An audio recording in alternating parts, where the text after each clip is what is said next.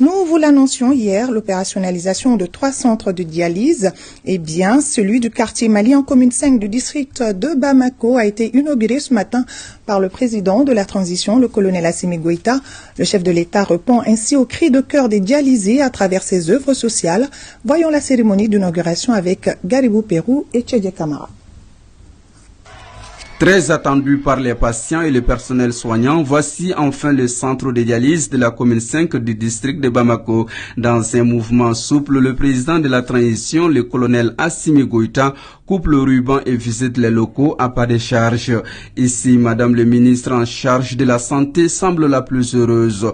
Le bonheur de mettre fin au réveil des dialysés à 2 ou 3 heures et parcourir de longues distances pour avoir les soins. Le président de la transition a été toujours présent pour tous les Maliens et il a voulu que la santé soit au plus proche des Maliens. Nous savons que la dialyse, c'est un problème de santé publique. C'est pour cela que nous avons inauguré ce bâtiment ce matin, mais on a 3 centres identiques à Bamako, notamment un ici, un en commune 4 et l'autre au génie militaire. 2 ou 3 fois par semaine, le traitement est lourd, contraignant et coûteux. C'est la raison pour laquelle Madame le ministre invite les médecins traitants et les malades à rationner la prise en charge des dialysés. À l'endroit du personnel soignant, c'est vraiment de bien prendre soin de ce joyau et d'en faire bon usage. Pour les patients, c'est de venir régulièrement suivre leur séance de dialyse. Mais pour toute la population, ce que je dirais, c'est que la dialyse, c'est la finalité. De tout faire pour qu'on n'en arrive pas à la dialyse. C'est-à-dire qu'il y a beaucoup de maladies qui conduisent à la dialyse. D'éviter parfois de prendre anarchiquement des médicaments qui peuvent altérer la fonction rénale.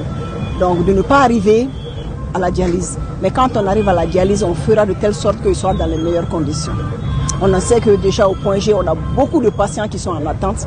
C'est-à-dire parfois c'est dommage, mais parfois il faut attendre qu'un dialysé meure pour avoir de la place. On pense qu'avec les œuvres sociales du président de la transition, le colonel Assimi Goïta, cela va prendre fin.